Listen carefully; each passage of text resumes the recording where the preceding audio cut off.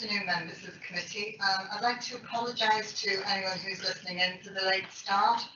We had a bit of a problem with my laptop, which was making rather a large noise.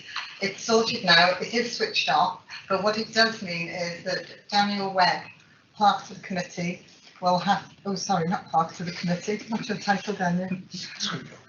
Sorry, scrutiny officer, will actually tell me if anybody wishes to speak remotely. Before we start, I need to inform you that this meeting is being live streamed and recorded. Amanda, do we have any apologies, please? Yes, Chair, we have apologies from Paul Wynne, and Peggy Mullock is substituting for him. We also have apologies from Julian Dean, and we were expecting Councillor Julia Evans to attend in his place. She's not here yet. Andy Boddington has also sent apologies. Roger Evans will be attending for him, but we are aware there's an issue on the road, so both Roger and Julia may join the meeting in due course. Okay, thank you very much. Does anybody have any disclosable pecuniary interest, please? We have none? Okay, we move to item 3, minutes of the previous meetings. Does anybody have anything they wish to pick up on in the minutes of the last meeting? No, can I have someone move the minutes, please? Anybody who's at the last meeting? Thank you, David. Seconder? Thank you, Pam. We now move on to item 4, public questions. We have none. We now move to item 5, member question time. Questions have been received from 2 members, Julia Buckley and Councillor Rob Wilson. Both are attending the meeting virtually, so if they would like to now join us. Julia Buckley first. Okay. Thank you. Thank you. Julia Buckley for Bridge North West and Tassley. Despite our Highways Director Mark Barrow raising the following concerns in his annual appraisal of Keir's performance on the 8th of April 2021, he said in his report at 6.9, Shropshire Council has recognised that some service expectations and outcomes are best met, managed and delivered locally, recognising and understanding the local need. The contract offer which Keir bid for placed little priority on this service approach, which often matters more to stakeholders. This has not been visible, prioritised or been seen to matter, which has undoubtedly contributed to the perspective of the service and understandable frustrations. So despite this assessment by Mark Barrow only 4 months ago, it's now been revealed that Keir proposed to close 2 depots in Hodnet and Bridge North to centralise the highways repair service. My first question is, which elected members were briefed on Keir's proposal and agreed to close and sell both eastern depots rather than ensuring geographic equity, i.e. why not retain one in the east and one in the west? My second question is that I've been given verbal assurances by Mark Barrow and Steve Smith that there will be no detrimental impact on service delivery in the Bridge North area. Can the Equalities Impact Assessment report be shared with members, please, to provide the objective evidence leading to any assertions regarding service impact? Thank you. Thank you very much. Steve Smith, would you like to respond? Thank you, Chair. With regard to Councillor Buckley's first question, Councillor Davenport and Councillor Charmley, in their roles of Cabinet members with responsibility for highways, have been regularly briefed as part of their attendance at the monthly Strategic Contract Board meetings with Keir. One thing I've not put in my written response, which I should add to though, that is purely a decision on the movement of the operational services. There is not yet a decision to sell the depots. With regards to the second question, whilst the Council have worked with Keir in developing this proposal to reflect co-located operations from the 3 largest depots, Keir have had to accelerate the proposals to meet contingency concerns that have arisen through the COVID period and are still causing operational issues, and therefore deem changes to be necessary to meet health and safety and employee wellbeing concerns.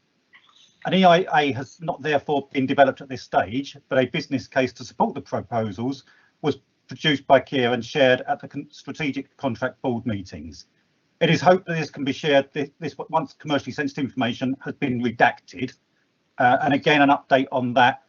I'm hoping that will be available for release next week, early next week, once Kier have been able to have discussions with the unions that are representing impacted personnel in those depots. Thank you. Can we move to Councillor Rob Wilson for his question now, please? Councillor Rob Wilson from Copthorne. On Friday, 30th of July 2021, the Department of Transport allocated funds to local authorities for active travel measures under the Capability Fund. At present, Shropshire has not been awarded any funds because, and I quote, further assurances are required before funding is confirmed. What reasons have the Department for Transport given Shropshire Council for the lack of funding awards, and what assurances does Shropshire Council have to provide and by when? Thank you. Steve, would you like to reply again? Yeah, thank you, Chair. So the Department of Transport have simply requested evidence of continued political commitment to active travel, given that there's been a change in council leadership since the original council response, but hope to award funding by September upon the receipt of this. And for the second part, the deadline for response is the 6th of August, but the leader of the council has already responded and providing that commitment requested. So we've been assured there are no further outstanding queries from Department of Transport. Has the DfT said how much that might be? How much might be awarded? There's no indication at this stage. Okay, and the second part of my question, or second question, at Cabinet on the 21st July 2021, the Cabinet member for Highways, when accepting that the Big Town Plan Partnership would need to help with submitting the Mini Holland bid for Shrewsbury, gave assurances that Shropshire would be in a position to bid for active travel funding in the future. Whilst I am pleased that Shropshire Council now has an active travel officer in post, this is only a solitary temporary appointment, whilst other local authorities have permanent teams. I welcome that it's finally developing a local cycling and walking infrastructure plan, LC-WIP. However, some local authorities have had these in place for 5 years. It's clear that Shropshire is lagging badly behind. The Department for Transport has warned local authorities that do not make significant progress on active travel, that their overall highways funding is at risk. How does Shropshire Council propose to catch up and even overtake these more progressive local authorities? For example, will it create a dedicated active travel fund for Shropshire so that the LC-WIP is not another unfunded promise to the people of Shropshire? Would you like to respond to that, Steve? Yes, thank you, Chair. So whilst the council currently only has a single dedicated officer for active travel, the service also has considerable support of its professional consultant, WSP, who are experts in the field of active travel. The service are currently considering the ongoing needs for resourcing active travel as work moves from strategy development to delivery of that strategy and plan. The council is developing its local transport plan, of which the local cycling and walking infrastructure plan form a key part, and it is therefore felt that the Shropshire strategies will be better meet contemporary needs compared to others. With regard to the second part of that question, as with any investment, the council will consider how the finite funding is best spent to meet the needs of the whole county. Once the LC-WIP has been adopted, funding will need to be considered against other needs at that time. An LTP and LC-WIP which meets contemporary needs will, however, place the authority in a strong position for bidding for external funds as they are made available. I just make one further comment. It was stated in the gear change 1 year on document that was released on Friday. It said an authority's performance on active travel will help determine the wider funding allocations that it receives, not just on active travel. We will require more from all local authorities, urban or rural. Is Shropshire Council aware that overall funding is at risk if it does not make progress in this area? I'm happy to come back to that, Chair. Yes, we are aware, and that's why we're prioritising the activity we're undertaking on the LTP and the LC-WIP, because we feel that puts us in a strong position to retain that funding. Thank you. Thank you. Have you finished, Rob? With your Yeah. question? Okay. I'm sorry, Julia. I should have asked you if you had any supplementary questions. Have you any? I would just ask if there is then, hello, I would just ask then, is there a commitment to complete the impact assessment once the business case has been approved? Okay, would you like to respond again, please, Mr. Smith? Certainly, if we're looking at disposal of the depot, the impact, there'll be an environmental impact and qualities impact assessment as part of that. As I said, we've had to react to significant operational issues in order to undertake the current situation, and I'm happy to discuss those in more broadly with Councillor Buckley at a later date. Sure, but any closure of any service must be subjected to an equality impact assessment. In other words, you have to have explored the impact on the rural residents in the east before you remove their service. So you've explained why you've not done it before now. My question is, do you confirm that it will be carried out? Well, I would challenge back that we are not proposing to remove a service. In fact, we anticipate an improved service for the area currently served by Bridgnorth Depot. So we don't feel that it's an equality impact assessment is needed, given that there is no reduction in service. So if you're not going to carry out an equalities impact assessment, I'd like you to put that in writing to me, please. Thank you. Okay, thank you very much. If we can move on then, please, to item 6, which is basically the meat of this, I think, the meat of this meeting. Roadwork diversions. Andy Wiles is going to present the report. I know this is something of great concern to all members, and I'd like to thank everybody who's taking part in this actual debate. Thank you. Andy. Thank you, Chair. So good afternoon, everyone. I'll just present the report that was submitted to the committee, which gives a detailed sort of assessment of the road closures and diversions, and summarises our position as a highway service. So in sort of opening up the discussion really in the presentation, I'd just like to sort of, draw everyone's attention to the fact that as a highway service we have a duty of care to maintain the highway. Those responsibilities are handed to us in the Highways Act. And part of our responsibilities within that are to maintain the network in a safe and serviceable condition.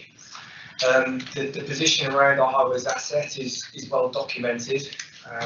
The condition of the asset, the deteriorating nature of it, and the way that we are currently funded by the Department for Transport. So what that has, those two things have pushed us into an environment where we're having to react far more readily on the network.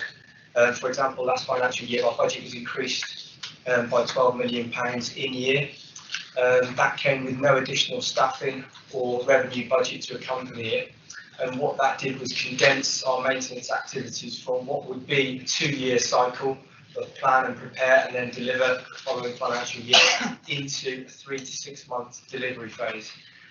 What that does is reduce the impact and our ability to plan and prepare and consult. It pressurises all of our reactive maintenance operations. So that again is sort of summarised in the report and sort of highlights the challenges that we have faced as an authority and a highways authority in terms of maintaining our asset.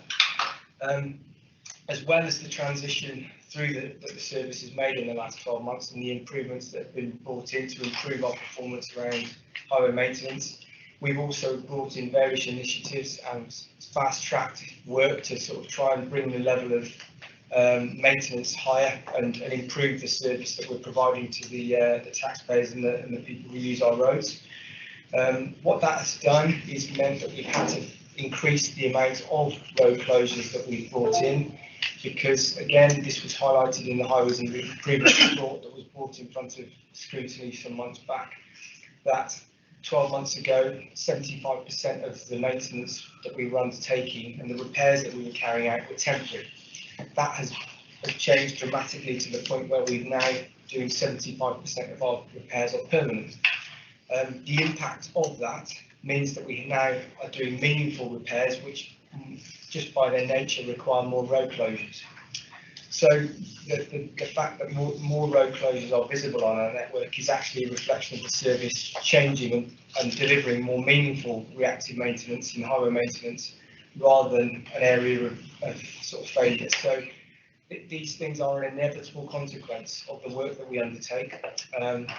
We fully recognise that, you know, road closures are unpopular and they present challenging difficulty to the people of Shropshire, which is something that we are very mindful of.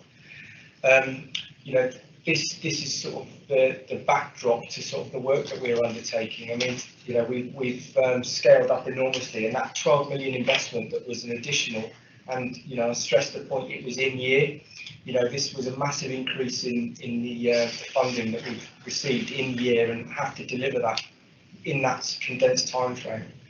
The improvement, the report that was submitted on the 12th of July highlights the need for investment and makes the case for that investment, but it also highlights the improvements that can be brought in by the Highway Service off the back of consistent measurable funding. So rather than this arrangement whereby we are unable to plan in an effective way over 3 to 5 years, that funding will give us that certainty, which will allow us to plan our work, consult and engage with our communities and give visibility to our stakeholders about the work that we plan to undertake, and then deliver that in a more reasonable time frame, which doesn't put pressure on services, on resources, and on the contractors that we utilise on the contract, which is where we find ourselves today. So there are a number of things that are contributing to the picture. Again, I'll sort of just draw attention to the improvements and the initiatives that are highlighted within the report.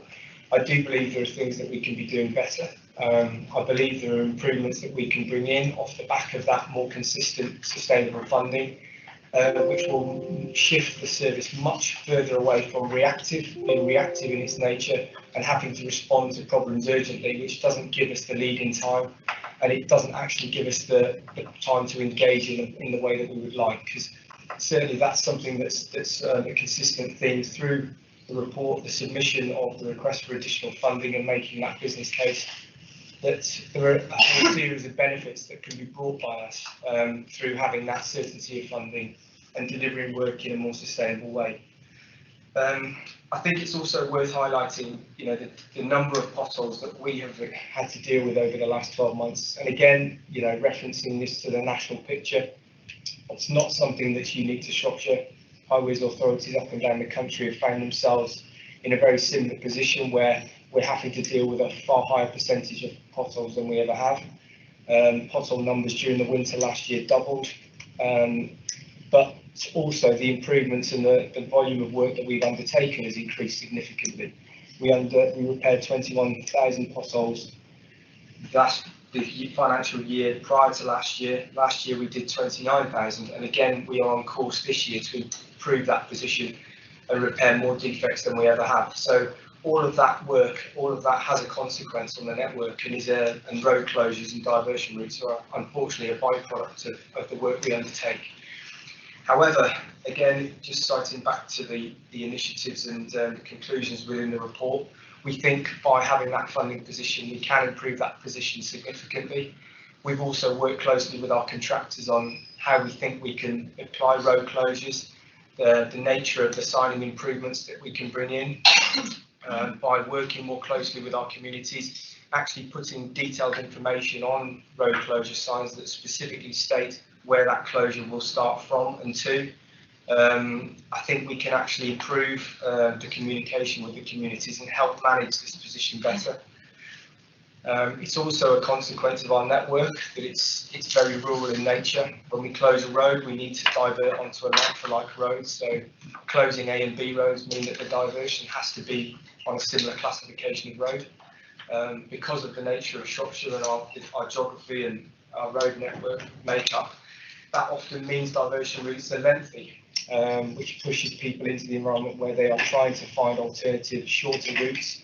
And rat running becomes more of a problem for us than it would in urban authorities, where it's a completely different picture. So there are a number of factors that make highway maintenance in Shropshire more challenging, but you know, the improvements that we're delivering through the improvement plan and through a better working relationship with our contractors and supply chain is going to start to see these benefits start to be realised. And again, that improvement plan is there. I think we acknowledge that there's work to be done in this area, and it is a concern for members and for members of our community. So that's really sort of my summary. I'd just like to bring Steve Smith in and wonder if Steve has anything that he'd like to add further in conclusion to my presentation. Thank you, Chair. Steve? Thank you, Andy. I just really wanted to sort of reiterate on what Andy was saying, that this is not, this is something that's occurring more recently, and it's directly sort of as an account of the way that funding has changed over the last few years. So until about 3-4 years ago, Department of Transport used to provide all councils with a 6-year funding profile. So we had some confidence of what works we would be doing year on year. Over more recent years, that funding has been down to an annual allocation each year. So from one year to another, we don't know what funding is going to be available, and therefore having to adapt our programmes year on year. And that's been exacerbated in the last 3 or 4 years with as roads across the country have deteriorated, Department of Transport throwing money in year to authorities to overcome the pothole problem. That funding varies year on year, and as Andy referred to earlier, has to be spent within year. And therefore, what is usually a 2-year process of sort of identifying, designing, and then consulting with people to make sure we've got a programme of work for the following year is generally condensed into a matter of months, and that's where we see a lot of our problems. Where we have got work we're undertaking in our 2-year programme that aren't affected tend to be areas where we do get good communications, we do get that engagement.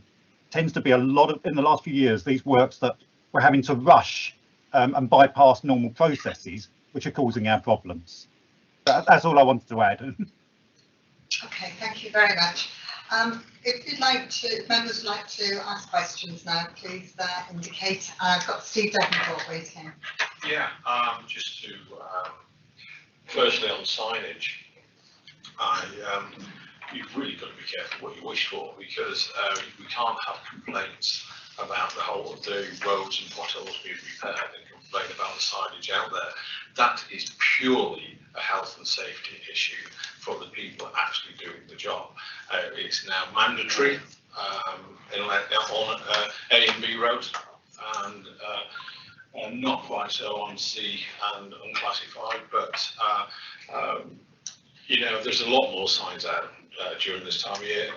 On diversions, I do think there's a lot more work that can be done, and as I mentioned to you earlier, and Daniel, that I'm sure a working group could be set up to look around how Shropshire Council or the contractor manages diversions. It really does have to be in consultation with town and parish councils, because there's a lot more can be done, and indeed Highways England, where we should be recharging back to them to use our network. Okay, thank you very much. I have Heather Kidd who wishes to speak. Would you like to come in now, Heather? Yes, thank you. I have sent in, because I wasn't sure I was going to be able to join today, just a brief resume with some examples of which the officers have all been aware of issues that the diversions and road closures cause in many rural areas, and they are significant. It isn't just about health and safety. This is about actually people having no idea where the roads are closed. A lot of the work that's done on the ground is really good now. I would like my population to be able to celebrate the work that's going on the ground and not be frustrated, angry, contacting people all the time because they've got lost. They've had visitors who've got lost. Carers have been unable to reach their appointments. People on barriers. The point about carers is that they have a 15 to 20 minute slot. So if their diversion is 20 minutes, they've lost the slot. And I had a lady left in soiled pads because the carer could not get there. This is not acceptable, and we have to sort this out now. Everything I'm saying, officers are aware of, because I have repeatedly sent these in over the last year or more. I am grateful that we're going to do something about signage which allows people on the ground to put in where the actual closure is, because if we are talking about Stiperstones and Snail Beach, if you close the road there and you do not tell people that it's closed at, say, Tankerville or Crow's Nest, people do a 13-mile diversion. There is no other. To get to the other end to be told, no, you can't get there because it's closed before your house. This is just not acceptable. We are adding to pollution, traffic, fuel usage. It is not green, it's not environmentally acceptable, and it puts people out considerably. The very carer I was talking about on 2 occasions had this happen to her in the Snail Beach and Stiperstones area. It is not acceptable. So I don't want working groups set up.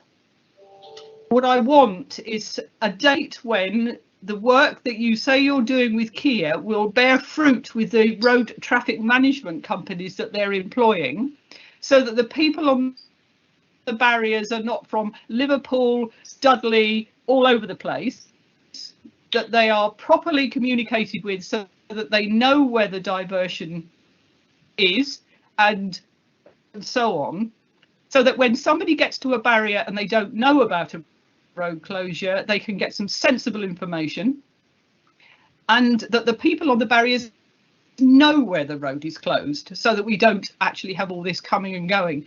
There are so many things we could do within the contract just to make things much easier in rural areas where diversions, as Andy has pointed out, are difficult to come by. And I do not accept that we can just suddenly close a road and not put a diversion in place, and that is still happening from time to time, because what happens then is everybody uses sat navs or local knowledge and all hell lets loose. And I know that and we've had a formal apology for this, but when a bridge collapsed out of my patch but in Bishop's Castle, the diversions put in were not easily read. Nobody knew that it was actually closed, and we had not told the school that the minibuses couldn't take the route to get the kids home. I was getting Stiperstone's parents from Norbury School worried to death because their children were 20 minutes and half an hour late getting home. And it was a simple thing of contacting those, what we call stakeholders, and this is all recent. This is all in the last 2 months. I've got endless ones before that. So what I need from all of this and from this scrutiny committee is a timeline for these things to be improved, that we won't have widows being late to crematoria because she didn't understand the road closure, because not everybody picks up my emails and not everybody looks at Facebook, and that's the best way I have. I also want, where it's planned works, the ability to have some sort of feed in before I get a permit, because I can say, did you know that the minibus goes along this road for the school? I can have a feed in. I've just had this wonderful experience, and this is rare, I might say, with Severn Trent, who actually talked to me up front, and it is rare, but probably because I complained to the chief exec, and we have planned the closure. It has been done really well, and actually is going to be 2.5 months quicker than they anticipated. Everybody likes the crews on the ground, and actually I must say this, latest Snail Beach and Stiperstones council closure, everybody liked the guys on the ground. It was the closures that was the problem. So we need to sort this out. We need to look at best practice, and I want a timeline, because I am fed up with phone calls, emails and irate people. And the timeline, I would like a timeline for the timeline, please, because otherwise it just keeps getting kicked into the long grass. And yes, we're working on it. I want to know when this is going to happen, not that it's going to happen sometime next year. Thank you, Heather. Are we finished? Yes, I think so. But can I ask any further questions? Pardon? If I have any further questions, will you let me ask them, please? You're very nice to me, yes. Thank you, Joyce. I can just say, I think you need to speak to your leader, because it was your leader who suggested a working group to look at this. And I personally think that's probably a good way forward, because there's so many different things that need to be considered in this, especially for the ongoing improvements in the service. I'll tell you what, David, if I let you in now, and then Dan, perhaps you'd like to contribute. Yeah. I'll come back to you at the end, if that's all right, Andy, about timeline. Thank you. Thanks, Joyce. Yes, I was going to propose that we have a working group to actually put in place and to investigate ways in which we can make sure that there are proper procedures for road closures. I mean, I think that the problem I have with this report is it explains the situation, but it doesn't provide many solutions. So as Councillor Kidd has outlined, we do need some rapid solutions to be drawn up here. So if we had a working group, a small group of councillors who could look into this and come back maybe to the next meeting, I don't know how Scrutiny Officer Daniel would recommend, but maybe to the next meeting to actually put forward some recommendations which we can then take forward. I don't know if you want to talk back. Before you do come in, Dan, bear in mind that a lot of people are on holiday in August, so it might be better at the beginning of September, actually, Yeah. David, but I agree with you, it needs to be done quickly. That's absolutely feasible. You're right, August is a difficult time. We have a meeting in September. As it happens, we're planning another meeting in October, so we have monthly meetings now pretty much for the rest of this year, so that provides us with a bit more flexibility in terms of getting the work done and then pushing it straight through to the next meeting. And I would suggest from an administrative point of view, a working group is an excellent way of delivering this quickly. Okay. Right, Councillor Dan Morris. Thank you, Chair. I agree with Councillor Vasmer and Councillor Davenport that a working group would be a good way forward. I'm particularly interested, given that the A49 runs through my patch, how the service liaises and consults with Highways England, because that regularly causes some problems that I can share offline with the head of service. I was also interested in what Andy said about the extra money. It's actually sort of, are you saying that it's created a problem itself in that you've had money that you've got to spend and therefore it's dropped the time that you have to give for setting up diversions? I think that's what you were saying, but if you just clarify that would be great. And also, I would also be just finally, in the way people are notified over diversions in the same way that you have planning alerts, it would be interesting to see how feasible it is for people to sort of sign up to alerts when diversions are made, and perhaps Andy could comment on that as well. Thank you, Chair. Thank you. I'll bring you in now, Andy, if you want to answer Heather's questions and also Dan's. Yeah, okay. So yeah, in terms of the question by Councillor Morris, I mean the short answer is yes. You know, that in-year funding presents the service with huge challenges, because although that £12 million investment was incredibly welcome, it comes with huge pressure to deliver it within a financial year. You know, trying to deliver what would be 2 years worth of planning, preparation and work within 6 months is, from a national perspective, unprecedented, I believe. Kia had never delivered a programme of work like that. What that did was condense all of our timelines, all of our processes down into that period. Like I said at the start, none of that came with additional staffing, additional funding for people, processes. It was all pushed through the existing staffing and resource levels that we have. So what that also means from a network perspective is we have to, just to physically deliver that work on the ground, is shortcut all of our planning and network processes to acquire road space. That period of time would be used to consult, engage, plan, work with supply chain to ensure that we deliver this work in a smooth way. And part of the plan for the funding position over the 3 to 5 years that we're now working on is to achieve exactly that. You know, so we have got the ability to deliver that in a more meaningful way. Councillor Kidd was referring to the work that Severn Trent have done. I mean, they have a 5-year plan, almost fixed, for mains replacement. They have their work is far less reactive in nature. They are not dealing with an asset with 29,000 different defects on it within a year. It's a very, very different ball game. I mean, the model that they have in place is exactly what we'd like to aspire to, and is what we're trying to transition towards. But where we are now, we're not in that position, and trying to deliver reactive maintenance and maintain the network safely, as we're set up today with funding and resources, is a big challenge. Thank you. Anybody else want to ask questions? Peggy? It's following on Heather, actually.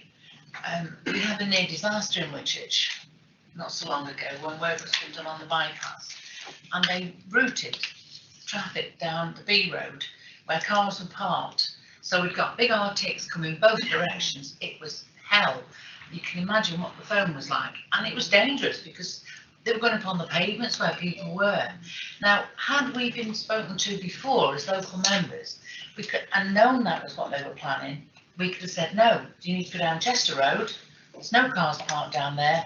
The Arctics would have been fine. Why are we not consulted when a big, when a diversion is in place to say, what's your opinion, which is the best way to go? Okay. So in response to that, I mean, it does come back to that having a plan and the ability to plan and prepare and have a lead-in time that enables us to engage in a more meaningful way.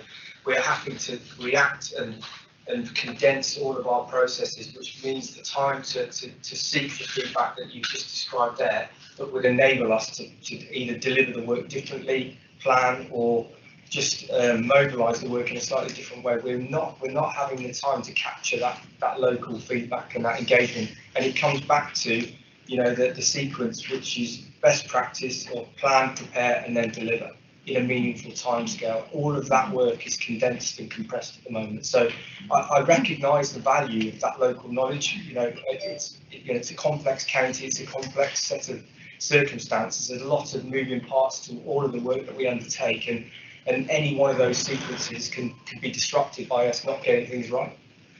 So the points that you're making are completely valid, and it's absolutely where we want to get to. But it does come back to budget certainty and the ability to plan and prepare and consult with confidence that we're actually going to be able to deliver that work.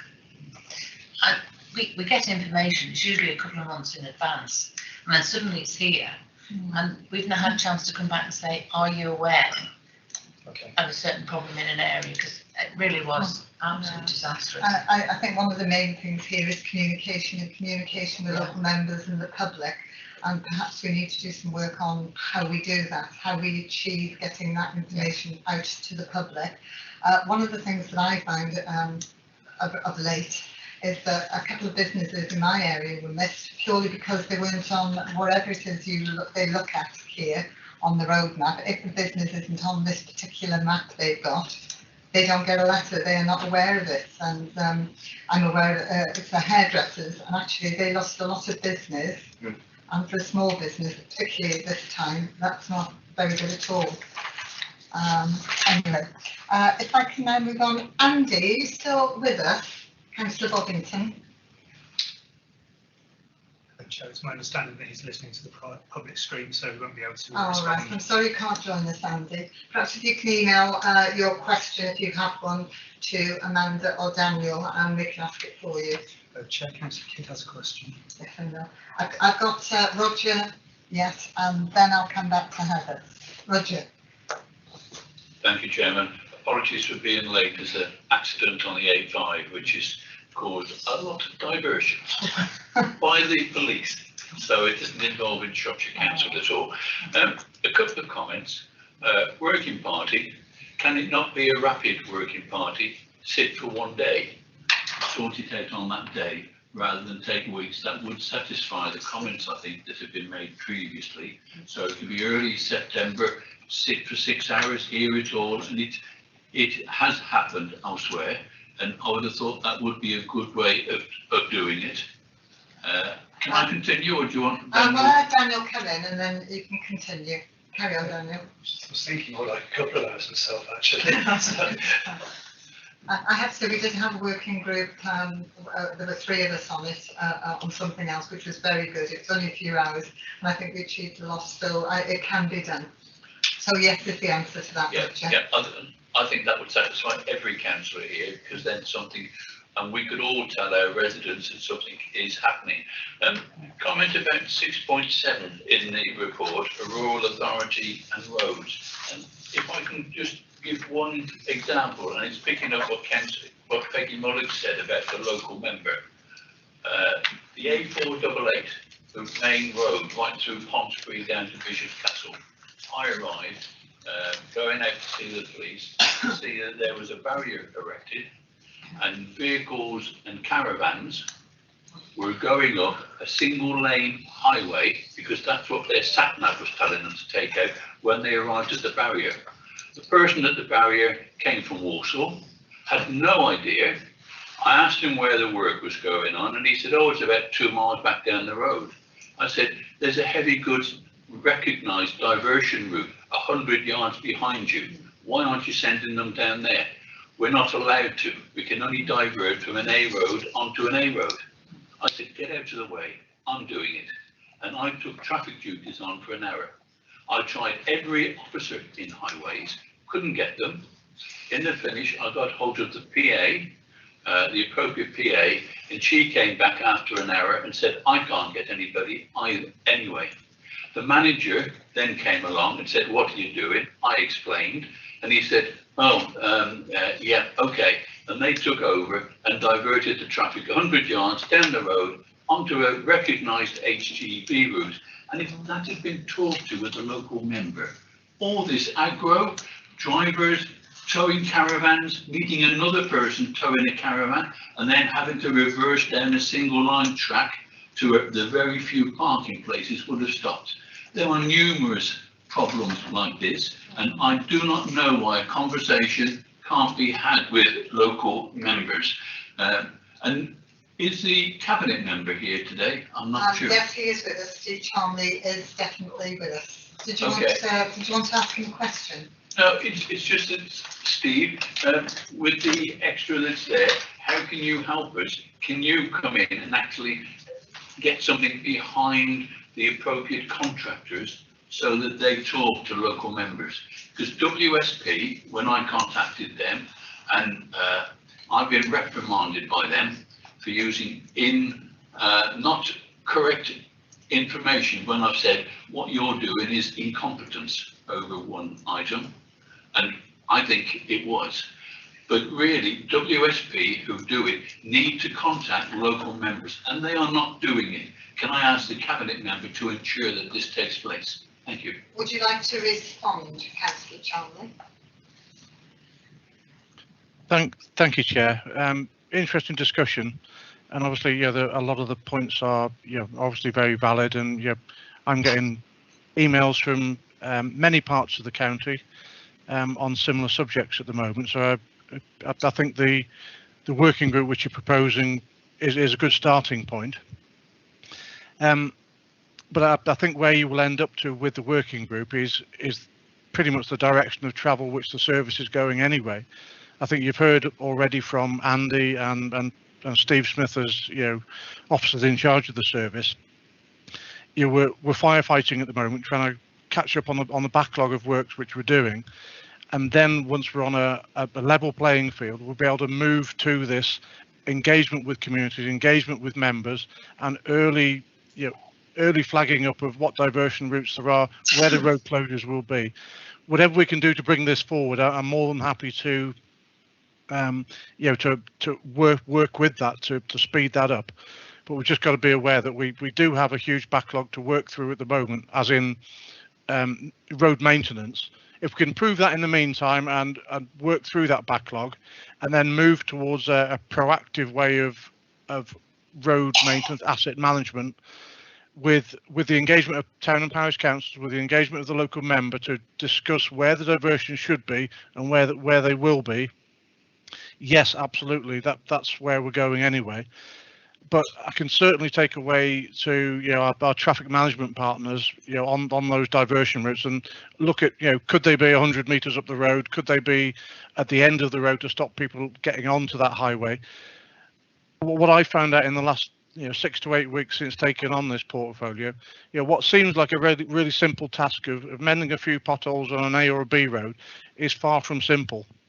There are multiple layers of complexity, and tweaking one part of that system always affects the secondary part of it. So it's not as simple as it seems, but more than happy to work with, whether it's a task and finish group or a rapid action group, to try and come up with an interim solution until we get a little bit further forward down the line to that proactive asset management approach.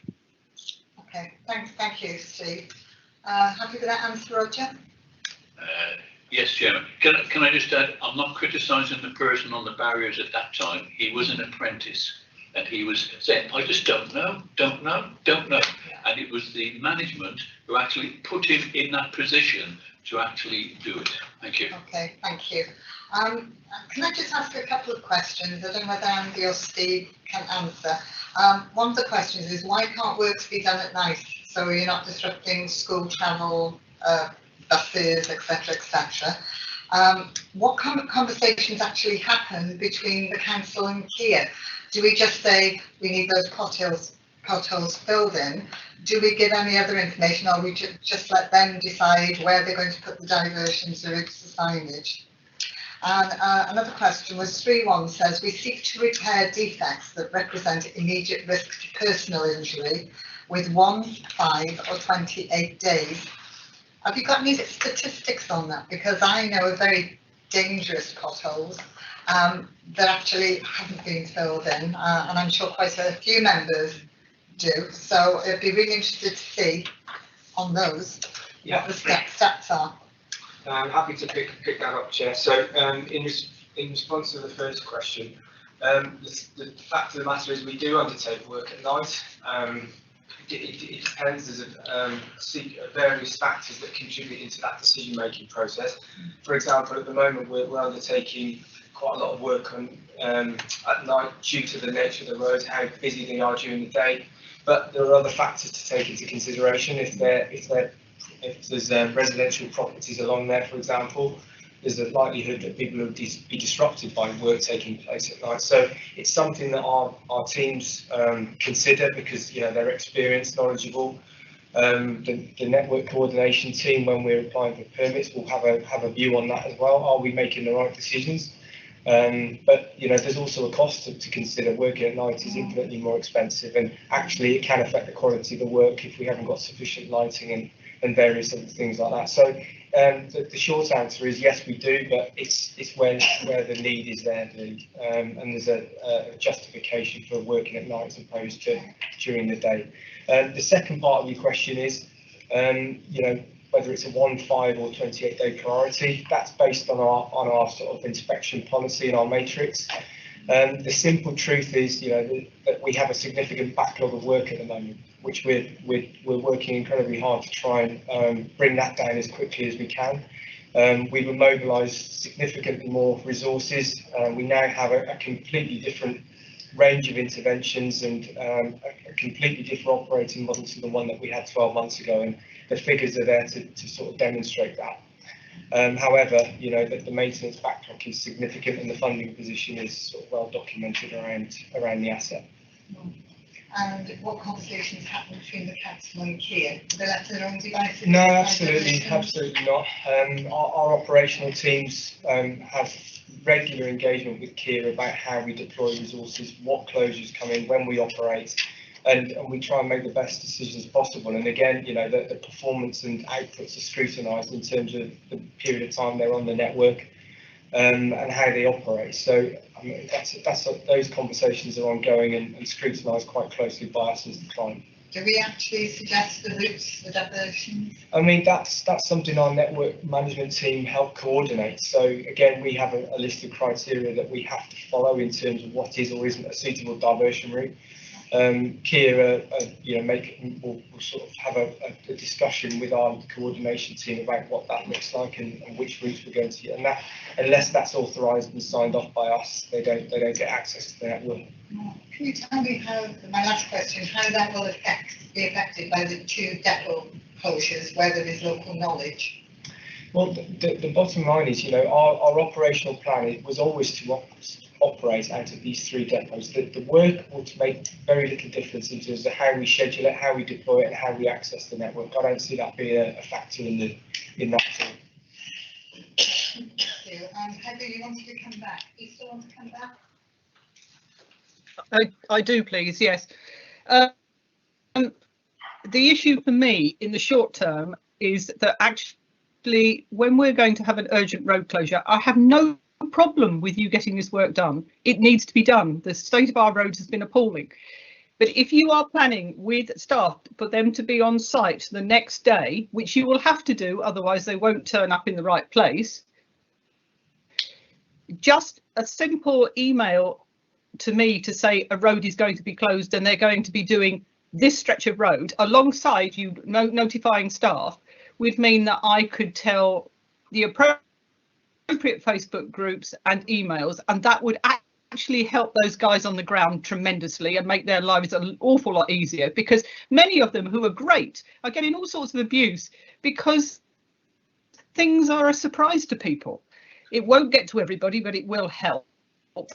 And on those occasions, I could then say, please just remember the service bus, because that's been frequently forgotten. Please just remember school minibuses, all of those things. And I never, ever want, when we've got a sudden road closure to do some of this work, to have HGVs, the service bus, and all sorts with no diversion going through single track roads and through a small hamlet, which I think I said in my report were delighted to see a service bus. They can't remember ever having one. But that's not the point. It causes chaos, and it could be averted by simply whoever it is who's organising those crews to go out to start work the following day, which is obviously what's happening on occasions, just told the local member. It would make a significant difference. It doesn't mean I have a huge input. It doesn't mean that it's the level of Severn Trent. The Severn Trent stuff, by the way, the planning for that was done 2 weeks before. You do have planned work where you could do that, actually. So my point here is, in the meantime, before we get to a situation where our roads are a much better situation, there are a few simple things we could do that actually would stop winding up the public and would make life on the ground, certainly in rural areas, significantly better. And it's not difficult, this. It really isn't a hugely complex thing if you're already organising the work and getting crews out somewhere, which needs to happen. And they are great on the ground. Most of these guys are really nice, but they're getting abuse from the public that they needn't have. Thank you, Heather. Can I just bring you to a close? Steve Smith wants to respond to you. So if you'd like to come in now, Steve, and I know Mark Barrow wants to say something. Yes, thank you, Chair. I just want to sort of put the similarities between Severn Trent Water and the council into context, in that Severn Trent Water, as Andy Wild said, have a 5-year programme, and they've got a clear spend profile over that time, which means they're able to resource up sufficiently for that and have the resources. That's not my point. Not my point. I am coming to this. If you're going to interrupt, I will cut you off. Thank you. So as a council and a contractor, we are resourced up to meet our bare minimum, and therefore, as and when we get influxes of demand of additional funding, like last year, that takes us from an £8 million to £20 million spend, we're using the same level of resource for both Kia and ourselves to deliver that, because we haven't got that forward visibility to recruit and resource to meet that forward programme. So it does get stretched. Notwithstanding that, off the back of the issues we encountered over the summer last year, Kia have committed and have now got in place a dedicated communications officer whose responsibility will be exactly the engagement that you're asking for, because they have the confidence now of continued funding over the next few years, and that visibility of a programme. So they have made that investment. That's at their cost. That's no additional cost to us to do that. Obviously, it will take some time for that communications officer to become familiar with who the key stakeholders are for various areas. So I'm not going to promise a fantastic fix overnight, but over time that you will see a significant improvement in that process.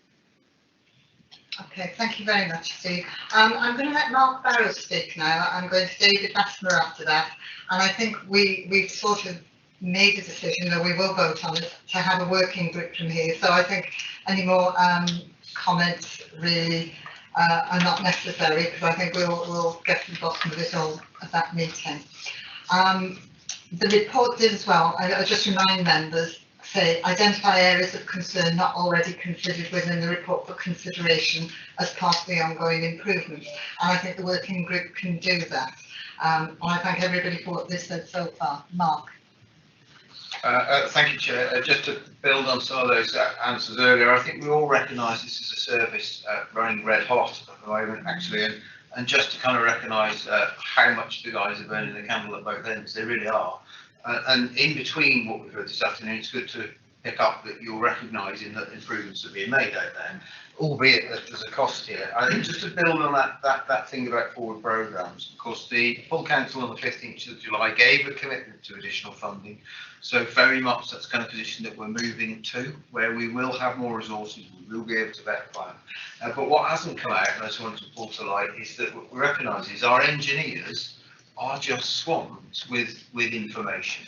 And what they need is more support people that can do the kind of communication and that engagement that the engineers, while they're out busy doing their frontline roles, aren't able to do.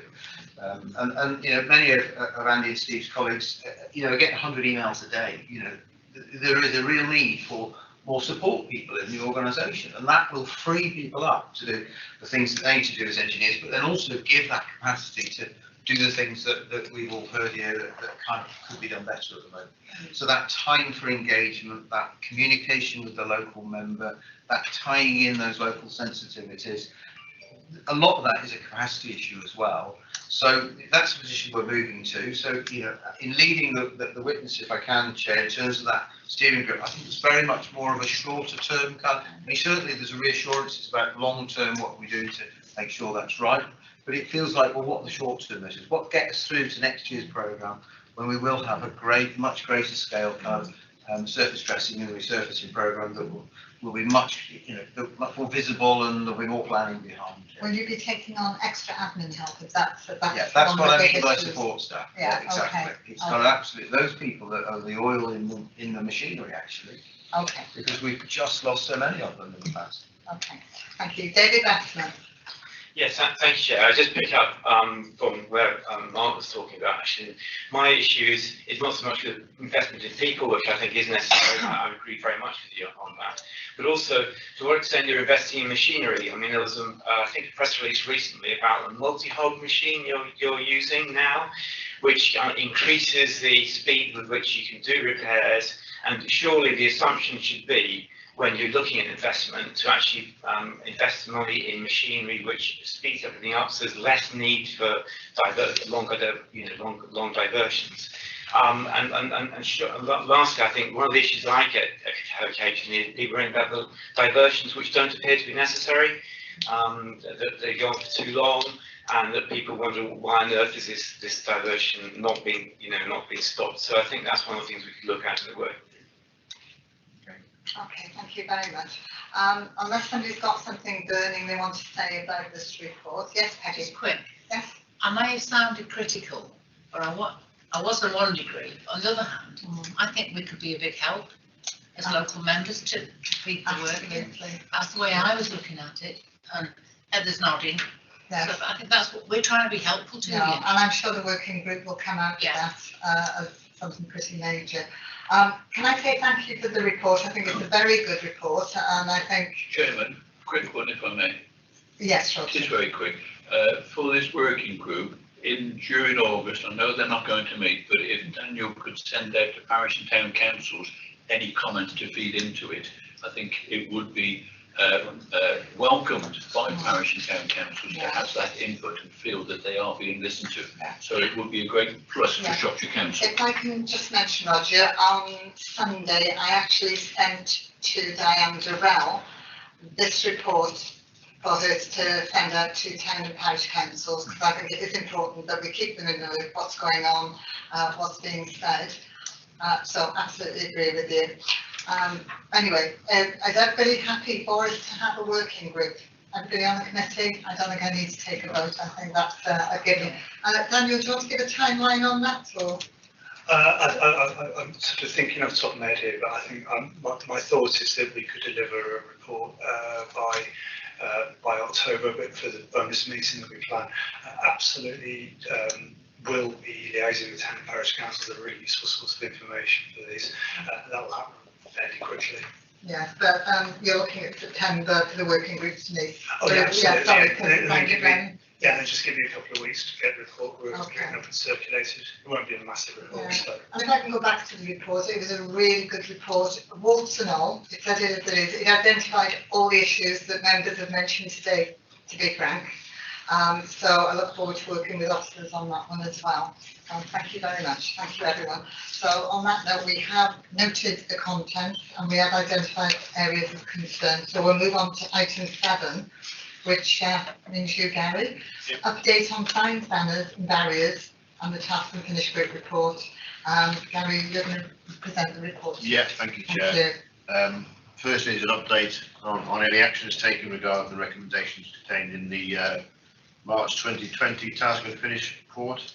I'd just like to apologise, my apologies to the group for the lack of any significant progress over the last 18 months. Hopefully, at any subsequent meetings, I'll be able to present much more detail on the revised policy for more consideration and further advice.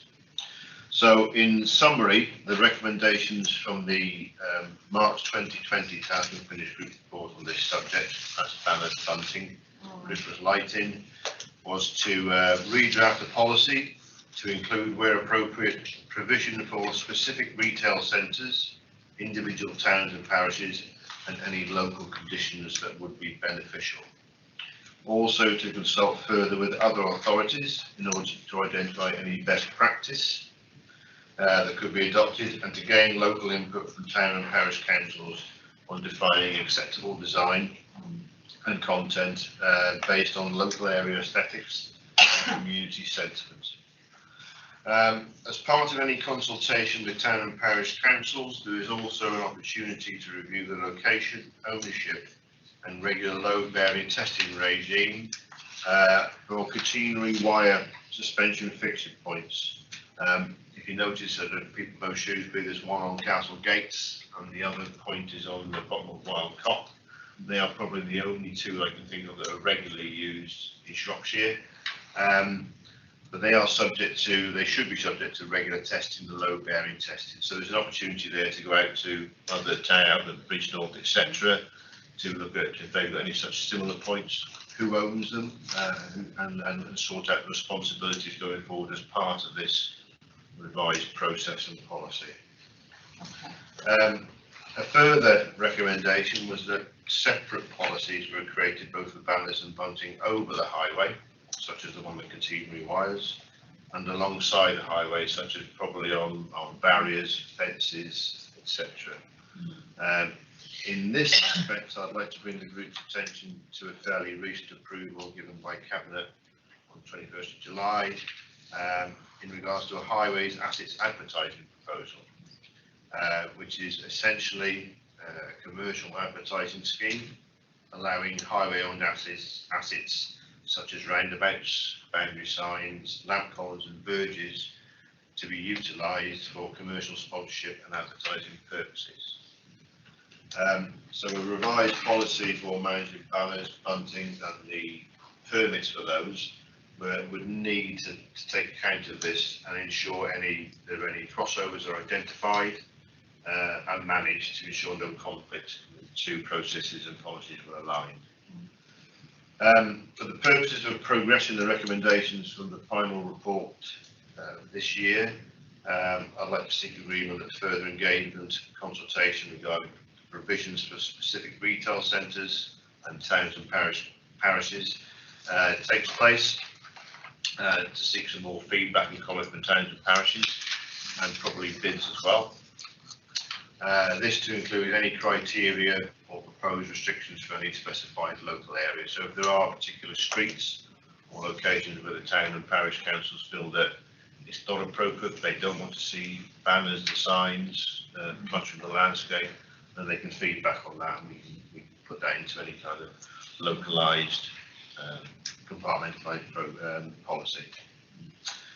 Once I've received the feedback, I can draft a subsequent report, further consideration and recommendations from the group. The report will also include any best practice examples from other authorities, because obviously we aren't the only people who do this. That would also probably include a potential fee charge, which we don't do at the minute, for banner applications, based on recouping, purely on recouping officers' time spent administering the application. But there's also a necessary level, again, which we don't do at the moment, a necessary level of enforcement, perhaps, in regards to proliferation in some cases. So that's the banners, bunting. Bunting is a strange one to me, because if you remember last year during the part of the pandemic, we did see a proliferation of bunting around housing estates, and it was very, I think at the time, the decision was taken to kind of treat that very lightly. And again, we don't get any applications for bunting at all. And they just seem to appear. But this could also be any consideration in any revised policy. Moving on to temporary signage. Temporary signage is the signage that you see advertising new developments in the main. We do charge for that. The applications come from developers. The recommendations from the group and the final report of 26th of March included that Shropshire Council look to revise its charges for temporary housing development signs in order to better reflect the work required to administer the scheme effectively. It was also recommended that any permit scheme sets a limit on the duration of an issued permit to 12 months before requiring renewal. So for the purposes of progressing these recommendations, I've proposed that a further benchmarking exercise is undertaken with similar authorities regarding their charges and their processes of this activity. And again, a subsequent report, process and policy presented to the group for further consideration and recommendations. Obviously included in that would also be another appropriate because part of the problem that was brought to the forefront from the last meetings was that some of these development signs often are left up, and there's no actual kind of resource for enforcement. So that would be built into any new revised charge, that we would have that enforcement capability. Again, it would only be to fully recover the cost involved with officers doing that. But that's the end of that, my summary on that. Just a question. We did do benchmarking when we had the report. Yes, yeah, and I appreciate that, and I'll have a look at that. But I think it might be worthwhile to do perhaps another fresh round as well. Yeah, I'm just wondering why there was a delay, because we came forward with obviously the recommendations, and particularly 2.5 with the building fund, yes, where the council could be earning income. Yeah, the delay. I mean, the delay has been in regard to basically the circumstances. I think with COVID, and we've had to divert our resources into other things mostly. That's the delay side of it from my point. So I do apologise for that, but that's the truth of it. No money's been taken from your directorate. No, to go towards no money. So it's more to do with resources we had available, and the priorities we had to deal with under the COVID restrictions, if you like. Okay, thank you. Any questions, members? Can I Yes, ask Jen? who is going to police this? I mean, if there's a sign put up, who's going to know it's got permission to be up? And when it should come down, who's going to know that it hasn't come down? That's where our enforcement team go into play, because we've been, I think from the last round of meetings and the report, it identified that the process for giving a permit, giving permission, would need to stay with Shropshire Council. At the minute, it's done by the Street Works team. We have 6 inspectors who are out and about anyway, looking at utility works, etc. And so the task we put to those to be a schedule that they'd be given either weekly or daily or monthly to suit, to check that whether that sign was due to come down last Monday, is it still there? And there'll be appropriate penalties for that, or they have to pay another fee, if you like. Thank you very much. Thank you. Talking about enforcement, Mark, probably not the right question, but I know we've taken on 2 or 3 new officers in planning enforcement. Would that be something they could pick up, perhaps? To some extent, I think one of the opportunities for us is to get a good read across all levels of enforcement, because all of those officers have got eyes and ears and can be cross-informing each other as well. It's, for example, a conversation that's running with Sean Sutton on car parking enforcement at the moment. It's actually the same thing. So, the answer is yes.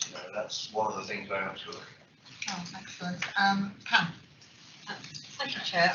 I recall we did do the benchmarking on the previous exercise, but I suppose it's useful to check the market as things change.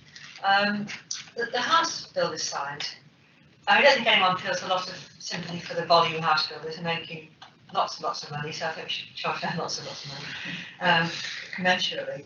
But I wonder whether or not, so we talked about enforcement and if they haven't taken down, what about some sort of deposit scheme whereby they don't get it back if they're not taken down? Good point. Excellent suggestion. Chair, if I yes, Danny wants to come in. When we wrote the final report of the Task and Finish Group, I think one of the reasons why we made this recommendation about reviewing the charging schemes was to provide Shropshire Council with sufficient revenue to employ somebody, if not on a full-time basis, then to include within a remit of an officer the work to carry out this enforcement. So obviously we're not allowed to profit from our fees and charges, but they should cover the costs of the enforcement. So if the Shropshire Council wishes to have that level of enforcement of signs to ensure that they go up, they're appropriate, they go down at the right time, then the housing developers should pay for that enforcement. Okay, thank you. David? Yeah, will there be reduced charges for charitable organisations? In regard to temporary signage, it's very rare, but that could be looked into, yeah. Obviously, development signage is one thing, and charitable is another, so yeah, we can look at that, definitely, yeah. It's very rare we get that. The majority of it under this particular banner, if you like, is for development signage, where there's going to be a temporary sign. And at the minute, they can have them up to 3 years, or I think it's up to 80% of the houses have been sold, and then they should be taken down. But of course, that's a very woolly, and we rely on the information coming back from the developer.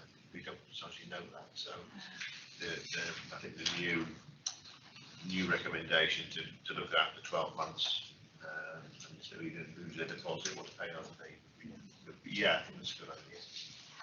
Could you give us some sort of timeline for implementing, bearing in mind that it's sort of drift? I'm hoping it's going to be very quick.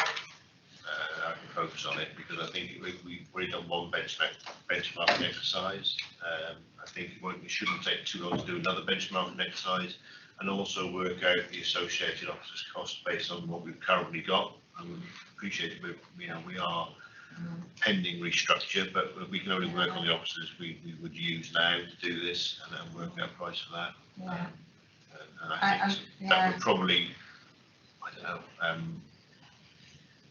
should we say 4 weeks?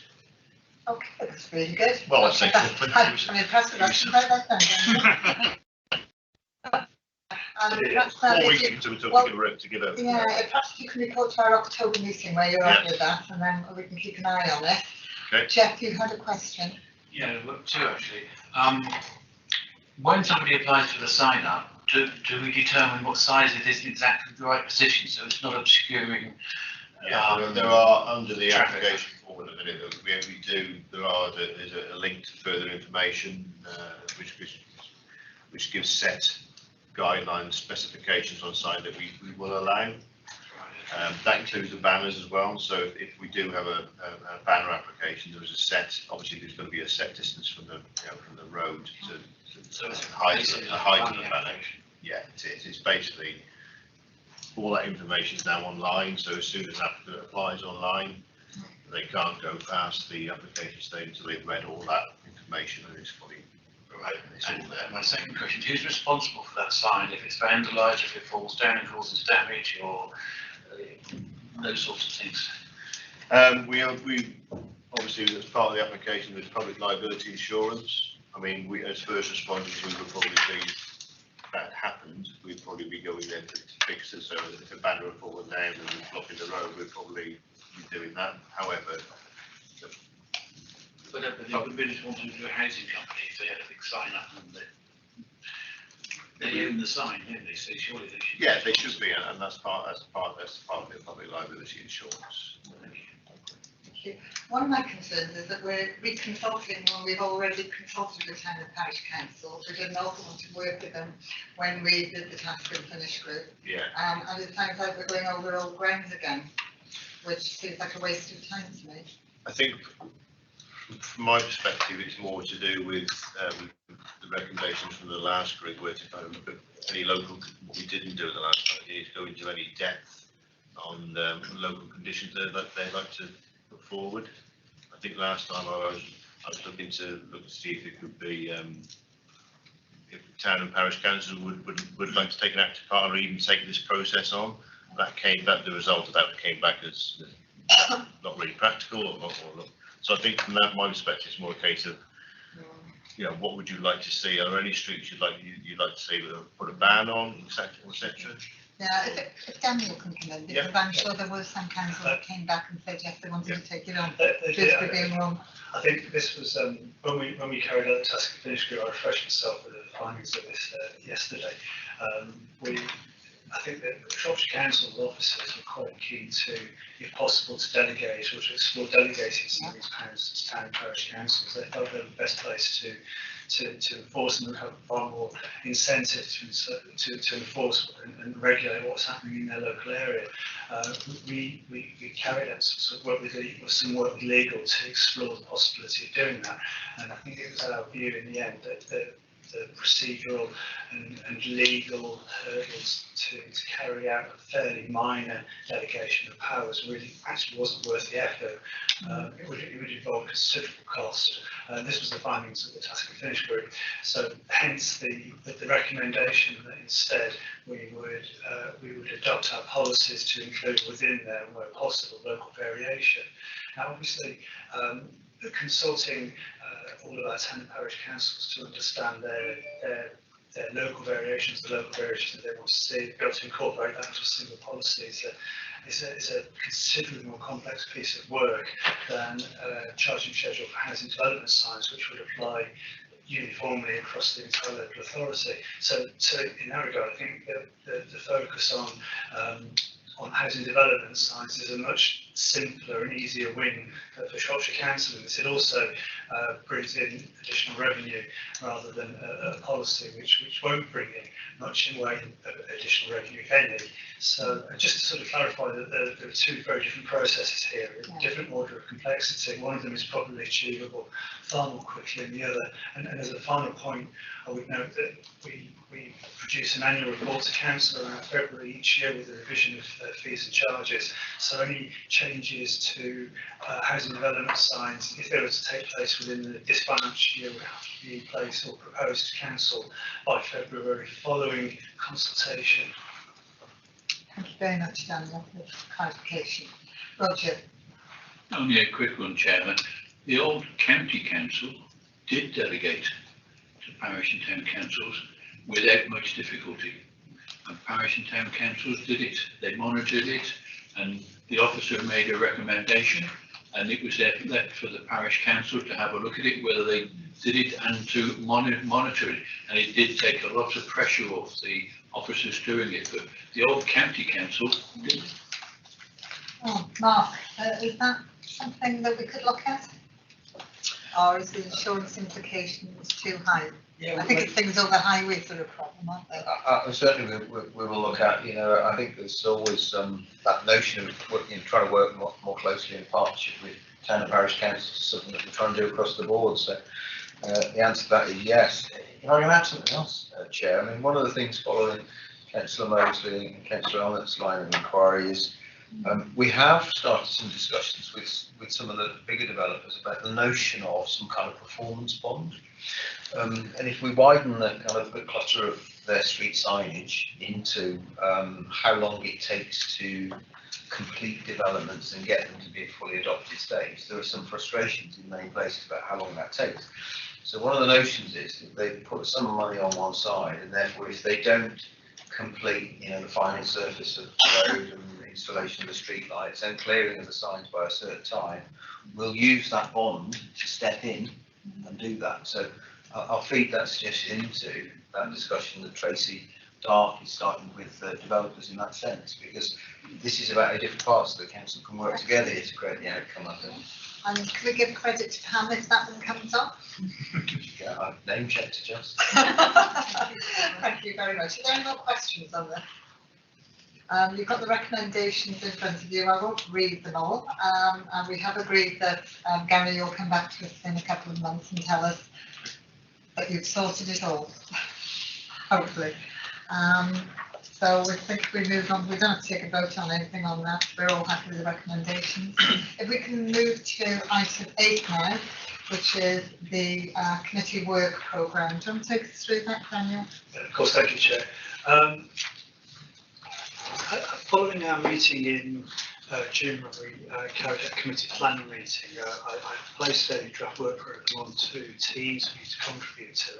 I must thank you all for your work in that. After we received some really good suggestions and some really good commentary on suggestions that were already in place as well. So I think what we have as a result of that is a packed work programme with some quite interesting and useful pieces of work going forward. As a result of the demand for you to look at various items, we propose an additional meeting in October. Date of that is yet to be confirmed. But if I can just take you through very quickly what we plan for the next couple of months. Following our meeting in March, we were going to be asking for an update on progress in reviewing winter maintenance policy.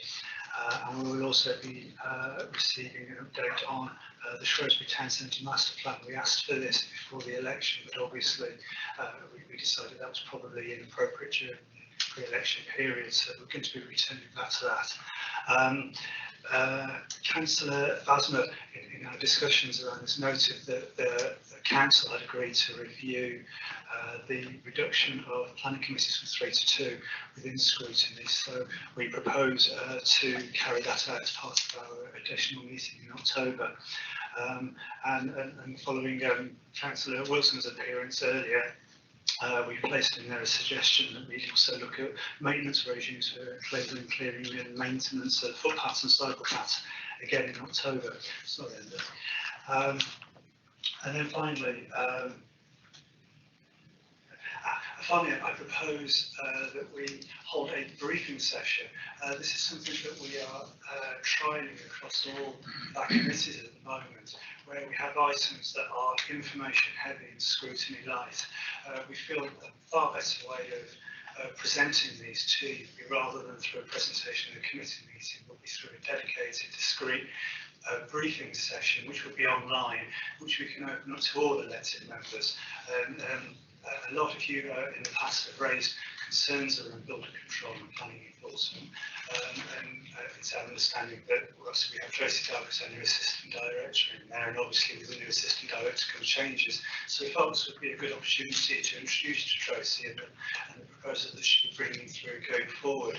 So that will be a briefing session as opposed to a scrutiny agenda item.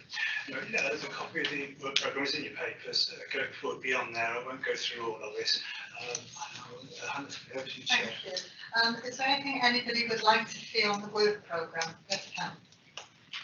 It's not about adding something, it's just about comment on one of the items, it's just the issue that David had raised about the reduction of the past reduction of time committees to be reviewed from 3 to 2. Information required is down as interviews with committee chairs and a number of decisions made by existing committees compared with previous. And I feel it should be more than that. That's quantitative. I think it should be something more qualitative on that. And I think all members should be spoken on that because we've all got issues with that, I think. Many of us have issues with that. And I think it's about how decisions are made in the localism aspect to that, rather than just speaking to the 2 chairs who are in post now and numbers. So what you're suggesting is that not just having the chairs there, but inviting all members who want to take part in that discussion. I think you'd probably find I'm happy to do that. Thank you. We can probably we'll do that virtual meeting, might get all this working then. That's an excellent idea. Yeah, that's fine. Yes, David? Yeah, just come back on that point. The other issue which I'd like to discuss is the issue of delegation.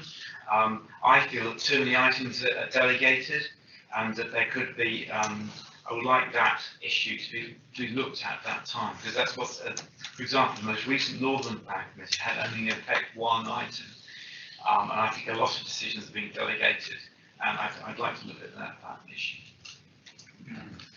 Thank you very much. Julia? I'd like to, because we had the retrofit motion adopted, we'd like to see the progress on this looked at by this committee and can it be on the programme? Sorry, I couldn't hear the beginning of what you said. I don't know if it's because I'm behind lots of people or... Sorry, would you just repeat the beginning of that? I heard the end. Okay. It's to do with the retrofit motion that was passed in the last council meeting. Okay. Could that be adopted? Is that something for this committee, Daniel? It could be. I think it's a great idea. I would suggest that you refer this to the Communities Overview Committee. So, as a historical quirk more than anything, it tends to look at these matters. I'm looking at, and I suspect it probably has more capacity to do this justice as well. I can answer that question fairly straightforwardly for you. So I'm not kicking it into the long grass. I'll put it on here to do, and I'll have a conversation with Councillor Macy about that. Okay, thank you for bringing that up. Yes, David? Thank you, Chair. Just one thing, are we going to review the KIA and WSP contracts as we have done in the past? Is that part of a regular programme of review? We do look at it annually. We look at it annually. But is that's sorry. We do look at it annually, don't we? But I don't know to go that far forward. As you know, it's not that long since we looked at it. There's April. Can I just check, Chair? Are you referring, Councillor Asma, to the renewal of the WSP contract particularly, or just the ongoing operation of them? Just the ongoing operation, but obviously the renewal is also important. I don't think he realised that there's a renewal there, but you just told him. Yeah, when is it due actually, Mark? Andy, when is it due? So effectively the contract officially comes to an end in April 2022. So we're working back from that timeline, and a decision report is being sort of formulated at the moment around how we plan to sort of look at what that future operating model and the contract requirements for that. Okay. It's always a concern, isn't it, when you renew contracts, because you usually end up with the same workforce who allegedly are trained up. This is the WSP contract. Yes.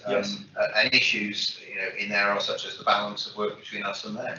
What is consultancy, what we have as a critical mass. It may be something you want to, just touch the tiller on as we get into the autumn this year. Does it need a more in-depth look at, do you feel? Or should we have that discussion? I think have that discussion and then see what you think as a committee, to be honest, rather than me lead you. Okay. And I think one of the things that the team are alive to is very much that balance and where we get value, what capacities are needed going forward. Obviously, we're now looking at a much bigger future programme, so what does that look like? It's those sorts of issues that are just useful to give people reassurance about, really. Thank you. Roger. Thank you, Chairman. As far as that last subject was concerned, there was a seminar session for members about flooding, and the comment that was made there was that consideration should be given for Shropshire Council to take that work in-house, rather than have one person and then leaving a contractor to work for that one person, because it was going backwards and forwards, and flooding is a problem in many areas, and that was an area I thought that we would want to take back in-house in any new contract. But I put my hand up, Chairman, for a couple of reasons, and that was the Kia contract. The programme actually goes forward until March, so the Kia and WSP annual review should have appeared on that. I would have thought it needs to lodge in for the programme. I also note that clearing of paths is due in October. That is a very prevalent problem now. I think a lot of rural members will be getting complaints that paths are being overgrown, shoulder high, impassable, all sorts. So can that be brought forward, if at all possible, maybe to the September? It is a full programme. Also, planning committees, I see who you information required. Picking up what Councillor Vasmer said, it would be good to ask the opinion of, again, and I referred to it earlier on, parish and town councils. There is a lot of dissatisfaction out there that decisions are made by officers because they have delegated approval, which goes against parish and town councils' comments, which they feel they have made, and it obviously did not go forward to the committee. So there are a number of decisions being made to delegate. If I can say that when it goes to the planning committees, the chair and the vice chair decide with the planning officer, the principal planning officer, whether it should go to committee. So it's not officers deciding it will go to committee. There are members involved. And I do think sometimes it's very difficult. It's a difficult thing. It's easy to attack planners when they don't make the decisions you want. And I think there is a balance somewhere. I think there is the odd one, only my opinion. I sit on the planning committee now. There is a balance, I agree, but the local members are then left to defend Shropshire Council to the parish council, why it was left to a delegated decision, why it didn't go to committee. The local member does not know what happened at that meeting, what advice was given to the chairman. There are no minutes, no notes, nothing. And parish and town councils out there in my area, and the ones that I know of, are very dissatisfied at the methodology that is at present used. And if one of the criteria for planning committees is the number of decisions that go to a planning committee only justify 2 committees, parish and town councils would very, very much deny that, because they say a lot more should be going to the committees because of local circumstances. The arguments they made should have been considered. But that's one comment. But parish and town councils, I think, should contribute towards this review that is going to be carried out. And I've lost my screen, or it's gone. Bear with me just a second, I've got to go back into it.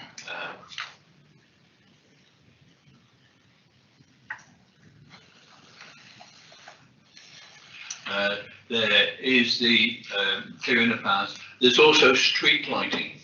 I see it's TBC to be confirmed. One of the points I would make is that personally, I made a comment 5 years ago asking for street lighting to be looked at to convert to LED lighting. We are one of the many few authorities in England who have not done this. We've got a climate emergency. We've got a lot of yellow lights around, and I can't see any inroads being made into any programme to do it. I was recently copied into a financial report which said that one council had a 3-year programme. They did it in 18 months, and they're saving £1.5 million a year. I don't know why that isn't being pushed forward now with all haste. It should have been started 18 months ago, and then it was stopped because of a problem with lighting columns. I don't know where we are now, but to say it's to BC, and with the climate emergency that Shropshire Council adopts, I am surprised. And then finally, waste.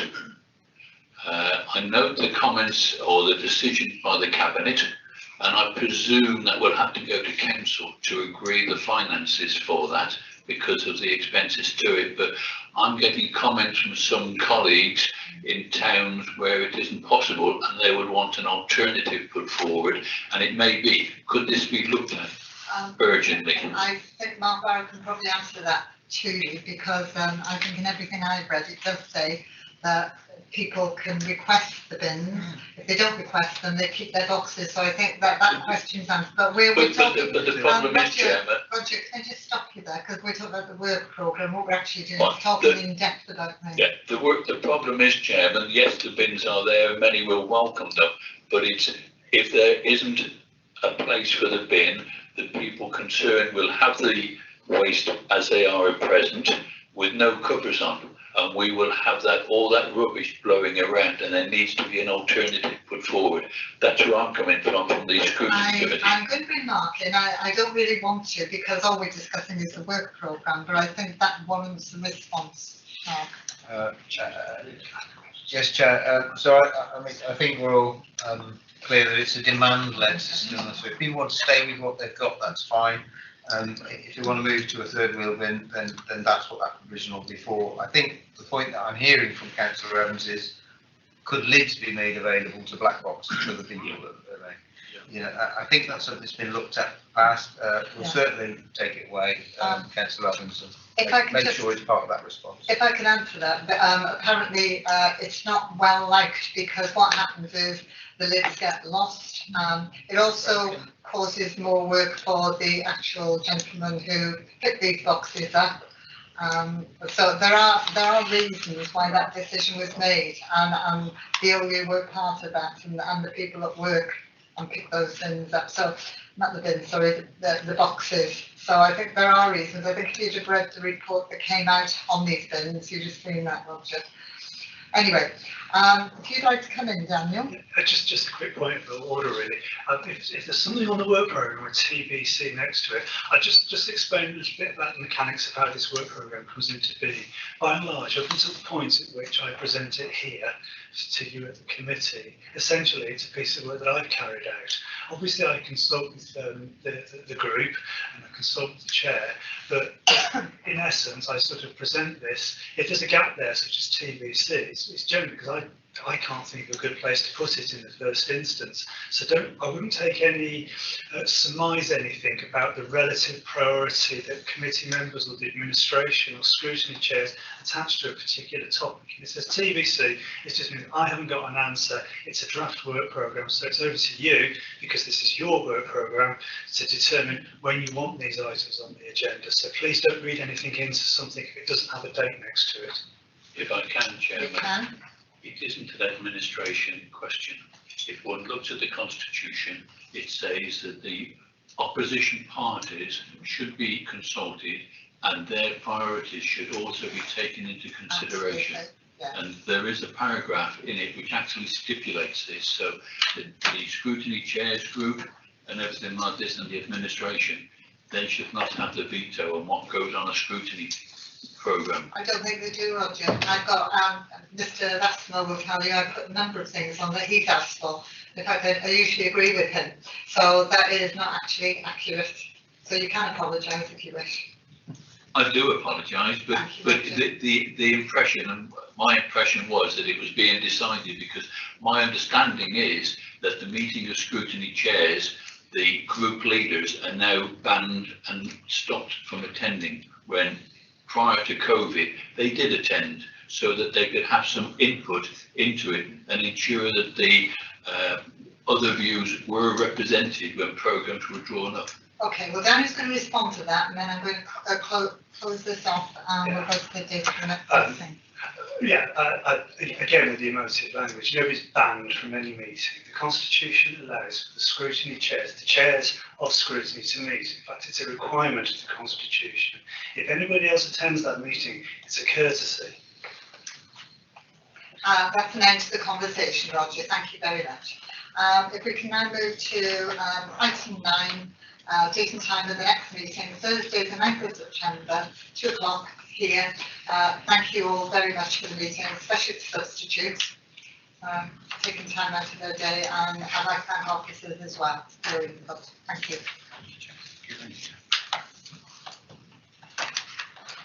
Meeting closed, John.